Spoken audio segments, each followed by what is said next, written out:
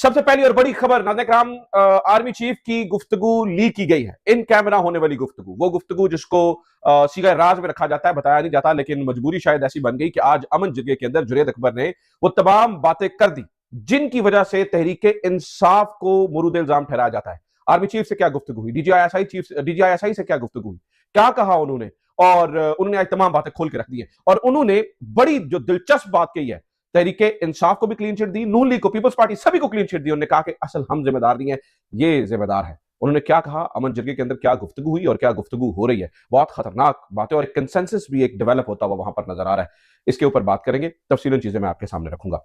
दूसरी खबर नाज़रीन किराम, एक बहुत बड़े इस्तीफे की बाज़गश्त, और उस इस्तीफे की वजह से एक बहुत बड़ा, इंतहाई अहम, और जिस इस्तीफे के बारे में सोचा भी नहीं जा सकता था, उस इस्तीफे की बाज़गश्त, उसी इस्तीफे की वजह से तरमीम, और उस तरमीम के लिए नाज़रीन किराम यानी इतना जोर कि इतना सेट करने का मामला, सेट करने का जोर के उथल पुथल हो गई हर चीज। इससे पहले जो असासे इस्तेमाल करके फेंक दिए गए थे, अब उनकी जगह नए असासों को एक्सपोज किया जाएगा, सिर्फ ताकि इस इस्तीफे को रोका जा सके। अहम तरीन कहानी, जस्टिस बाबर सत्तार ने, क्योंकि अब नाम ही जेन पे इतना जनरल जनरल हो गया कि जनरल ही आता है, रेलिवेंट ही सिर्फ ये है, तो अब क्या ही किया जा सके, जस्टिस तो रेलिवेंट रहा नहीं है। खैर, जस्टिस बाबर सत्तार ने भी एक इंतहाई अहम फैसला दिया है। उन्होंने इन रिटर्न बता दिया है कि पाकिस्तान के ऊपर किसका कब्जा हो चुका है, इन रिटर्न उन्होंने इसके ऊपर जो है वो बता दिया है। तो और चौथी खबर आने ग्राम, आर्टिकल 6 के अंदर, आर्टिकल 6 जो संगीन गद्दारी का मुकदमा है, उसके अंदर भी तरमीम हो रही है। तो बहुत ही अहम खबरें हैं, सारी तफसील आज की वीडियो में मैं आपके सामने रखूंगा। अच्छा, इससे पहले वो सवाल जवाब का सिलसिला मैंने शुरू किया आपसे, मैं आपके सामने रख दूं। नाज़रीन किराम, इससे पिछली वीडियो मैंने एक सवाल किया था, मैंने आपको बताया था कि क्या आपको इस मौजूदा यानी कि अदालती निजाम से कोई उम्मीद बाकी रह गई है, आर यू होपफुल और नॉट होपफुल।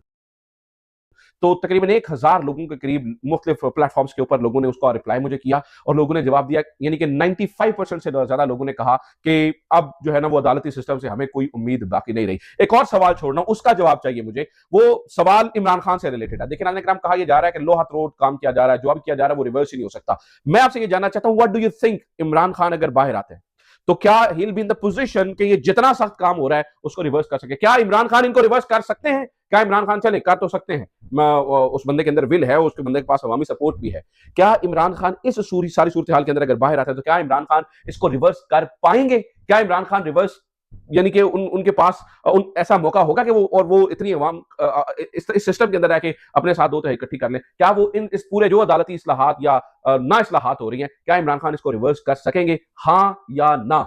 ये भी मैं काउंटिंग करके अगली वीडियो में आपके सामने रख दूंगा, ताकि पता चले कि लोग इस सिस्टम के बारे में क्या समझ रहे हैं। और हम कुछ इंपॉर्टेंट, जो जिस बंदे ने कुछ जबरदस्त लिखा हुआ, मैं कोशिश करूंगा कि अगली कुछ वीडियोस में वो भी आपके सामने रख सकूं। आपसे दरखास्त है, चैनल को सब्सक्राइब जरूर कर लीजिए और ज्यादा से ज्यादा शेयर जरूर कीजिए। Let's come to the details. नाज़रीन किराम, बहुत ही दिलचस्प सूरत हाल पैदा हो गई है। दिलचस्प सूरत हाल ये पैदा हुई है, सबसे पहले इस्तीफे की बात करते हैं, फिर आगे बढ़ते हैं। नाज़रीन किराम, दिलचस्प सूरत हाल ये पैदा हुई है कि 27वीं तरमीम पास होने के बाद अचानक से एक ही दिन के बाद फैसला किया गया सेनेट से, जब 27वीं तरमीम के भाई नहीं, इसके अंदर भी मजीद तरमीम की जरूरत है। यानी कि तमाम स्टेक होल्डर्स ने उसको देखा, उसके ऊपर अपनी पूरा कंसेंसस डेवलप किया, तमाम सियासी जमातों ने, हर बंदे को दिखाया गया, उन्होंने कंसेंसस डेवलप किया। लेकिन अचानक इसके पास होने के बावजूद यानी एक ही दिन के बाद सोचा गया कि नहीं, दोबारा से इसके अंदर तरमीम करनी पड़ेगी। उसकी वजह नाज़रीन किराम एक इस्तीफे की धमकी। पता ये चला है, सतूर की जानिब से ये बताया गया कि जो chief justice of supreme court हैं इस तरमीम के बाद, यानी यहया अफरीदी साहब, उन्होंने इस पे बड़ा रोना धोना मचाया, और उन्होंने अपने इस्तीफे की धमकी दी, और उन्होंने ये कहा कि मेरे साथ बड़ी, यानी कि ये हो रहा है मेरे साथ, वो, एक अहम जगह पर जाकर उन्होंने अपना रोना धोना किया। अहम जगह पर जाकर उन्होंने कहा कि ये मेरे साथ बड़ी ज्यादती हो रही है, देखिए मुझे खतूत लिखे जा रहे हैं, मुझे फलाना किया जा रहा है, मुझे ठिकाना किया जा रहा है, ये हो गया, वो हो गया, दिस एंड दैट, तो मेरा तो कुछ रहा नहीं है, मेरी इज्जत ही बाकी नहीं रही, मेरा फलाना। अब ये नहीं होता तो ठीक है, मैं इस्तीफा देकर घर जा रहा हूं, नहीं तो मेरे साथ चीफ जस्टिस ऑफ पाकिस्तान और सुप्रीम कोर्ट के साथ सुप्रीम कोर्ट ऑफ पाकिस्तान जरूर लिखिए। ठीक है, सुप्रीम कोर्ट ऑफ पाकिस्तान जरूर लिखिए। तो नाज़रीन किराम, इसलिए बताया यह जाता है कि इसको अब अमेंड किया जा रहा है, और ये री अमेंड करना आसान नहीं है। अगर ये आम ही सादा सा मामला होता तो जितना मुश्किल में अब गवर्नमेंट पड़ी है वो ना पड़ती। देखिए, गवर्नमेंट बहुत बड़े संकट में, बहुत बड़ी मुश्किल में फंस चुकी है। नंबर पूरे करना अब दोबारा से री एडिट के लिए आसानी। आप कहेंगे नंबर कैसे, अभी कल तो उन्होंने तरमीम किया है, 64 वोट पूरे लिए थे। नहीं नाज़रीन किराम, ऐसा नहीं है। देखिए, दो चीजें, एक, सबसे पहली बात कि जो सेनेटर सैफुल्लाह अबड़ो हैं, उन्होंने वहां पर खड़े होकर जब तरमीम के लिए वोट दिया तो उन्होंने वहीं के वहीं खड़े होकर अपने सेनेट से और तहरीक इंसाफ दोनों से इस्तीफा दे दिया था। आपको याद होगा कि जो सैफुल्लाह अबड़ो हैं, अगर वो नहीं आते, इरफान सिद्दीकी साहब अल्लाह उन्हें जन्नत में जगह दे, वो वफाक पा गए, सेनेटर सैफुल्लाह अबड़ो जो हैं वो रिजाइन कर गए, तो नंबर तो फिर पूरे नहीं है। नंबर तो फिर पूरे नहीं है। और दूसरा जो जेयूआई के सेनेटर थे जिन्होंने वोट दिया, पता ये चला था कि जेयूआई ने भी उनको अपनी जमात से निकाल दिया। तो दो और तीसरा नसीमा एहसान ने वोट दिया था, लेकिन ये दो बंदे तो गए। अब इन दो बंदों को पूरा कैसे करना, वोट तो नंबर गेम तो फिर चेंज हो गई। अगर जनाब मोहतरम जो chief justice of supreme court है जनाब याह्या अफरीदी साहब, अगर उन्हें चीफ जस्टिस ऑफ पाकिस्तान दोबारा बनाना है, ये लफ्ज री एडिट करना है, उनके इस्तीफे से इतना काम खराब हो गया है, तो वो वोट नंबर दोबारा पूरे करने पड़ेंगे। नंबर दोबारा पूरे करना कोई मुश्किल नहीं है, अपना एक और असासा लीक करना पड़ेगा, अपना एक और असासा ज़ाया करना पड़ेगा, मोस्ट प्रोबेबली तहरीक इंसाफ से या जेयूआई फेस से, क्योंकि दो दो लोग थे जो यहाँ से और उधर से गायब थे, उनमें से किसी एक को लाया जाएगा और ये तरमीम जो है वो करवाई जाएगी। नाज़रीन किराम, इसके अलावा दो चीजें और हैं। जो आर्टिकल 6 के अंदर भी जो है वो तरमीम की जा रही है। आर्टिकल 6 की दो झैली शिकों के बारे में बात हो रही है, 1 और 2। मैं वो दोनों पढ़ के आपको सामने रख देता हूं, फिर मैं आपको बता दूं तरमीम के बारे में क्या बात हो रही है। तो आर्टिकल आईन पाकिस्तान का आर्टिकल 6, एहसन वही साहब ने बहुत अच्छा इसके बारे में जो है ना बात किया। आर्टिकल 6 की झैली शिक नंबर 1, कोई शख्स जो ताकत का इस्तेमाल करे या और गैर आईनी जरिए से आइन को मनसूख करे या इसे मुअत्तल करे या इसे अल्तवा में डाले या ऐसी कोशिश करे, वो संगीन गद्दारी हाई ट्रीजन का मुर्तकिब होगा।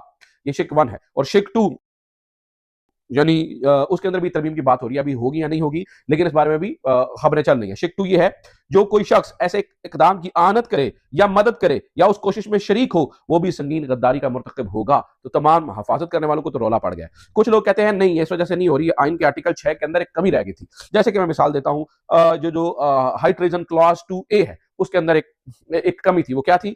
An act of high treason mentioned in clause 1 or clause 2 shall not be validated by any court including the Supreme Court and High Court। तो ये दो कोर्ट्स का तो वहां पे जिक्र था कि भाई ये जो कोई भी ऐसी चीज है, कोई इसको वैलिडेट नहीं करेगी, कोई भी जो कोर्ट है। लेकिन यहां पर जो तीसरी अन्यवा जो कॉन्स्टिट्यूशनल कोर्ट डाली है, उसका तो जिक्र ही नहीं किया था। तो ये जो 2A है, उसके अंदर जो है ना वो कॉन्स्टिट्यूशनल कोर्ट का लफ्ज ऐड करने के लिए आइन के आर्टिकल 6 के अंदर जो है वो तरमीम की जा रही है। तो ये जो है वो तरमीमें हो रही है। वजह इसके पीछे ये है कि नाज़रीन किराम, बड़े भाई साहब जो हैं, चीफ साहब जो हैं, chief justice of supreme court, वो दोबारा चीफ जस्टिस ऑफ पाकिस्तान बनने के लिए बिन जल मछली की तरह तड़प रहे हैं, इस्तीफे की धमकी दे रहे हैं, और इसलिए ये सब कुछ हो रहा है। अच्छा, जो बहुत ही इंपॉर्टेंट चीज है वो नाज़रीन किराम, जो आज जुनैद अकबर ने बात की।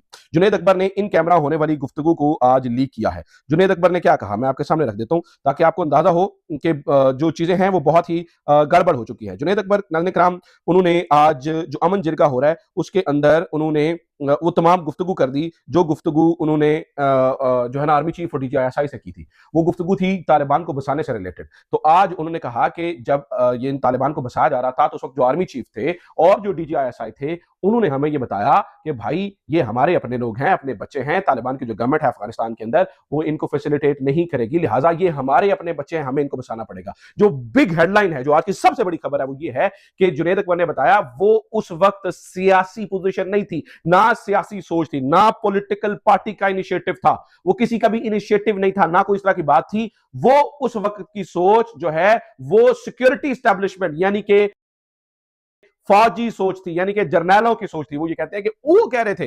अच्छा, जो इससे भी बड़ी बात जुनैद अकबर ने की, जुनैद अकबर कहते हैं कि फिर हमारी गवर्नमेंट चलेगी, आगे नून लीग की गवर्नमेंट आ गई या PDM की गवर्नमेंट आ गई, वो कहते हैं हम PDM की गवर्नमेंट को भी मुरूद इल्जाम नहीं ठहराते। ये बहुत ही अहम बात आज उन्होंने की है, जो कि एक नई आग लगा देने के मुतरादिफ है। जुनैद अकबर ने कहा हम PDM की गवर्नमेंट को भी इसका मुरूद इल्जाम नहीं ठहराते, बल्कि ये जब वो उन्होंने फैसला किया था तो ये उनका ही फैसला आगे चला।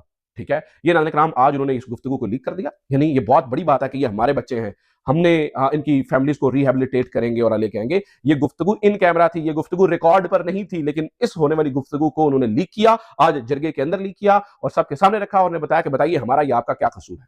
तो अच्छा, वो कहते हैं जी ये नहीं है प्रॉब्लम, हम ऑपरेशन के अगेंस्ट नहीं। आज बहुत सारी बातें वहां पर हुई जरगे के अंदर। आज मैं अगर आपको तकरीरें आपके सामने पढ़ पढ़ के सुनाऊं तो आप हैरान हो जाएंगे और फिर वो वक्त जाया हो जाएगा। तमाम जमातों के लोग जो है वो आज सबने, चाहे जमात इस्लामी है, चाहे अताउर रहमान साहब JUIFA के हैं, BNP है, कोई भी है, नाज़रीन किराम ANP, हर एक जमात ने वहां पर, हर एक जमात ने, पीपल्स पार्टी के वहां पर लोग मौजूद थे, नून लीग के लोग वहां पे मौजूद थे, बल्कि स्टेट सेक्रेटरी नून लीग के थे।